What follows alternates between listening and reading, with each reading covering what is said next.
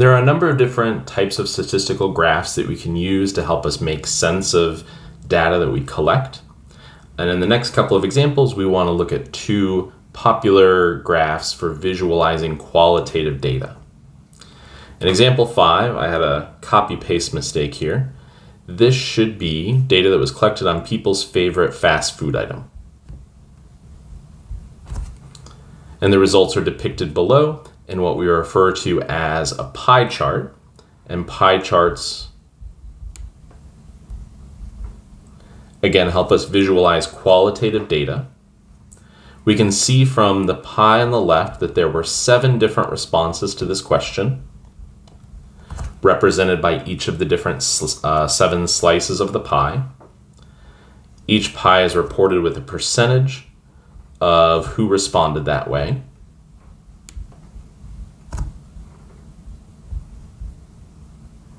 And each slice of the pie is larger or smaller relative to that percentage size. And these are often color-coded.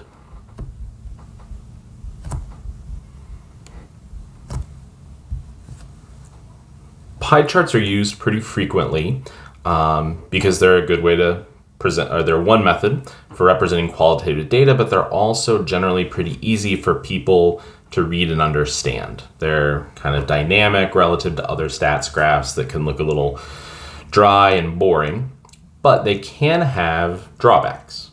And we'll see that in example 6, where again, we have a pie chart that's collecting qualitative data. In this case, on people's favorite Chicago professional sports team. And what we want to do in this case is talk about the drawbacks, some of the problems that we have with this graph. One issue can be that, like we mentioned, color is often used to help distinguish between the different pieces of the pie. But for people who are colorblind, or if we're dealing with black and white print,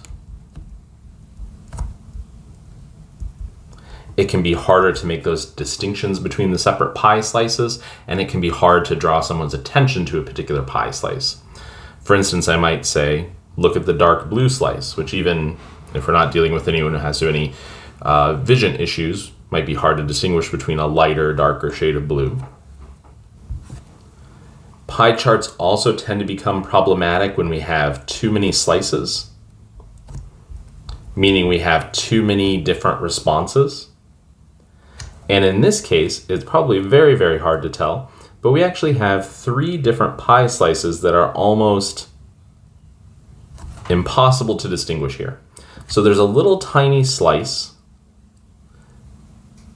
right here, which represents people who responded that the Sky were their favorite team, and that's 0.7%.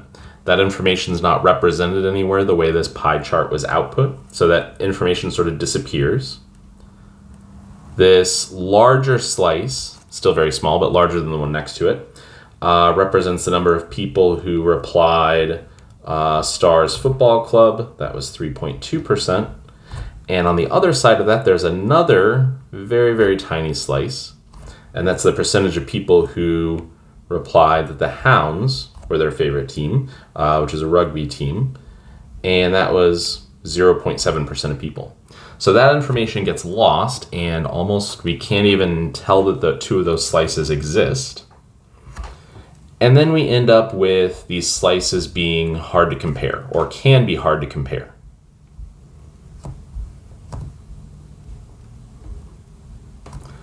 We include in the cases here the percentages there so we can look at those numbers, but if you look at Bulls versus White Sox, it's hard to sort of visually compare how much larger one of those is than the other, or maybe which one is larger at all.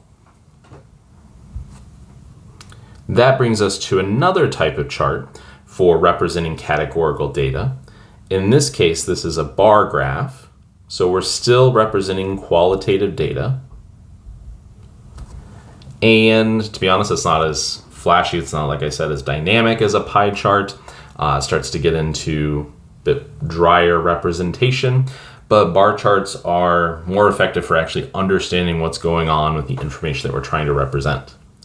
On the bottom row, we can see our different categories reflected, and then the heights of the bars are either the counts which is what they are in this case. So the number of people who responded, what was this? Data was collected on the type of app people use most frequently.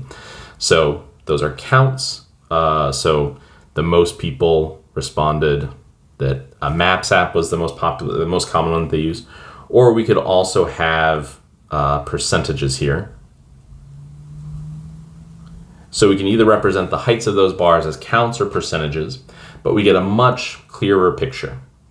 It's easier to have more categories, because if we had another response, we would just add another bar and another bar, and that graph could start to get cumbersome, but things wouldn't start to disappear like they did with the pie chart. It's much easier to compare the heights of two different bars. So for instance, the number of people who replied shopping and the number of people who reported Maps as the most commonly used app.